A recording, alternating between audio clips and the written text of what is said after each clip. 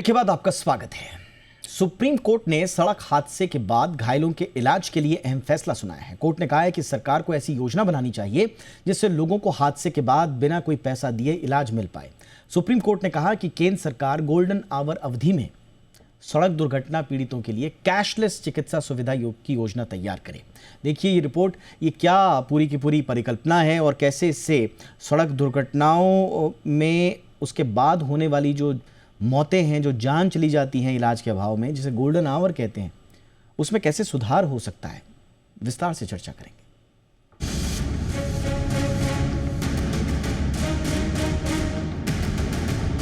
सड़क हादसे अपने साथ कई बार ऐसे गम दे जाते हैं जिसे ताउम्र भुलाया नहीं जा सकता। कई बार ये हादसे जिंदगियां लील लेते हैं तो कभी ऐसे जख्म जो समय के साथ और पीड़ादायक हो जाते हैं। रोड एक्सीडेंट में घायलों के इलाज में देरी को लेकर देश की सर्वोच्च अदालत भी गंभीर हुई है।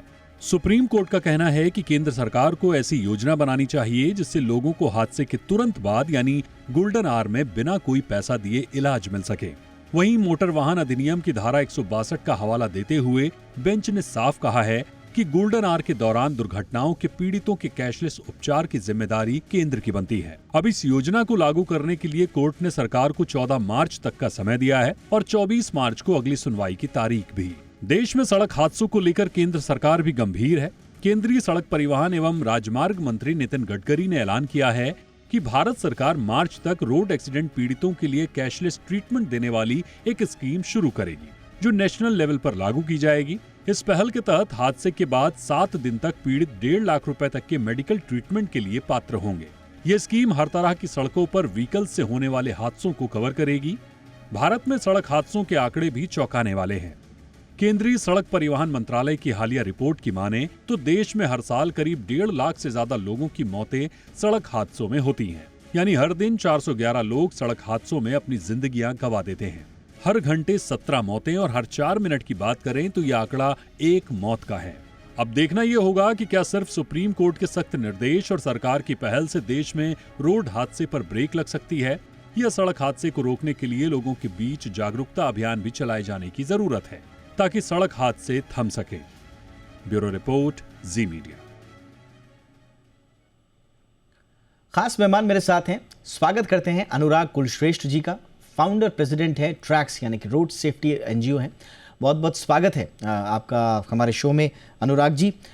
अब सड़क दुर्घटनाओं पर अब इतना विमर्श हो चुका है कि आई एम सॉरी बट कोई भी नई स्कीम आती है, कोई योजना आती है, तो मुझे बड़ी ज़्यादा उम्मीदें नहीं नज़र आती हैं, क्योंकि उसमें उसके स्याह पहलू इतने उजागर हम कर चुके हैं और अध्ययन उनका कर चुके हैं कि एकदम से भरोसा करने का मन नहीं करता। लेकिन आपको कुछ उम्मीद नजर आ रही है कि इससे कुछ सूरत बदलेगी?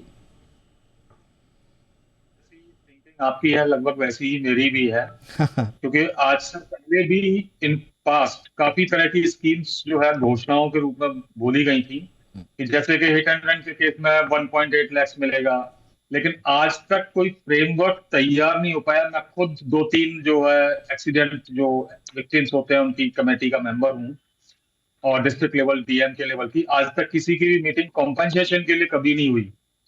नंबर 2, अभी भी जैसे कि इतना एकदम त्वरित रूप में सुप्रीम कोर्ट कमेटी, पार्लियामेंट में गडकरी जी का बयान, उसके बाद में एक स्कीम का लॉन्च, साथ ही साथ सुप्रीम कोर्ट द्वारा एक उस पर टिप्पणी किया जाना, शायद ये पूरी तरह से दर्शाता है कि हम पॉलिटिकल घोषणाएं करने से बाज नहीं आ रहे हैं और सुप्रीम कोर्ट को वहां पर बीच में फिर से आना पड़ा कि कहीं ना कहीं आप जो स्कीम लेके आ रहे हो या जो घोषणा कर रहे हो उसके पीछे कोई पॉलिसी नहीं है, कोई फ्रेमवर्क नहीं है और उस फ्रेमवर्क को हमें अवगत कराया जाए।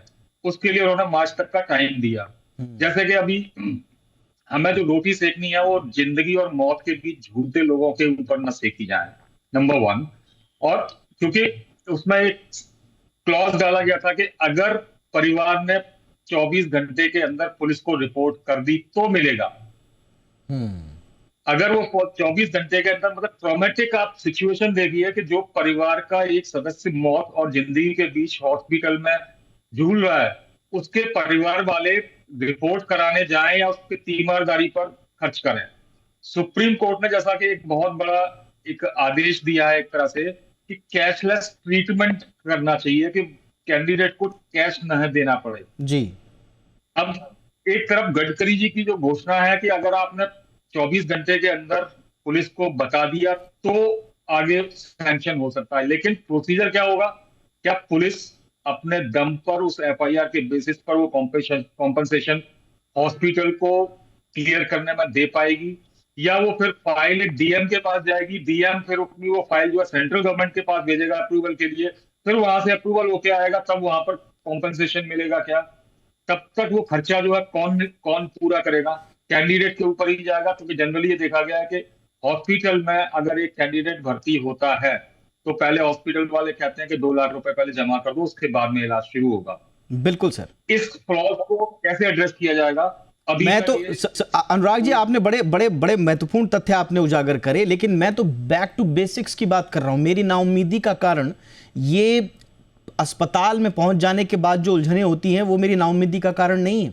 मेरी सबसे बड़ी नाउम्मीदी का कारण जो मैं आपसे जो पूछना चाह रहा था वो ये कि ठीक है, कैशलेस की सुविधा उपलब्ध हो जाएगी, लेकिन इसके लिए जो मेडिकल इंफ्रास्ट्रक्चर की आवश्यकता है, जो रिसोर्सेज की आवश्यकता है, रोड एक्सीडेंट केसेस में जो हैंडल करने के लिए जो रिसोर्सेज चाहिए, और स्पेशली क्रिटिकल फर्स्ट आवर्स में, आप बताइए कि जितने भी महत्वपूर्ण नेशनल हाईवेज हैं या एक्सप्रेसवेज बन रहे हैं, उनमें यदि कोई एक्सीडेंट हो जाता है, कितने आसपास हमारे अस्पतालों की उपलब्धता है, तो ये मेडिकल इंफ्रास्ट्रक्चर ही नहीं है अभी, तो हम कैसे फर्स्ट आवर में बचा पाएंगे सर?